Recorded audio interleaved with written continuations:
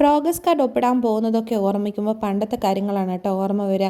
അമ്മയൊക്കെ progress card ഒപ്പിടാൻ വരുന്നത് എന്താ ടീച്ചറോട് പറയാന്നുള്ളത് യാതൊരു വിധ പിടിയും ഉണ്ടാവില്ല. വല്ലാത്തൊരു ടെൻഷൻ നിറഞ്ഞ ദിവസമായിരിക്കും കേട്ടോ അന്ന്. അപ്പോൾ ഇന്നത്തെ പിള്ളേർക്ക് അതൊന്നും പേടിക്കാനില്ല. അപ്പോൾ ഞാൻ ബസ്സിനായിരുന്നേ പോയിട്ടുണ്ടായിരുന്നത്. ലിങ്ക് റോഡ് വഴി പോകാമെന്ന് വിചാരിച്ചപ്പോൾ അവിടെ ഏതാ നാറ്റം.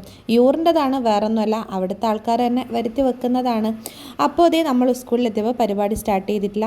ഈ കുട്ടി എൻ്റെ ഫ്രണ്ടിൻ്റെ മോനാണ് കേട്ടോ. ഇവൾ എന്നോട് 10th വരെ പഠിച്ചിട്ടുള്ള കുട്ടിയാണ്.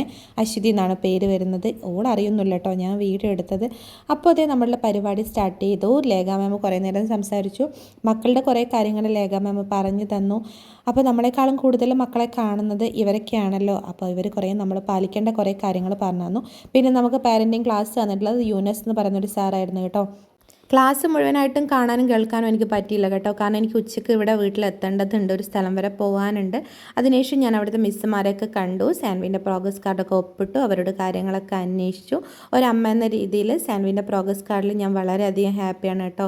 കാരണം ബസ്സുനെ വെച്ചിട്ട് ഞാൻ അവളെ പഠിപ്പിച്ചെടുത്തിട്ട് അവൾ നല്ല രീതിയിൽ മാർക്ക് സ്കോർ ചെയ്തിട്ടുണ്ട്.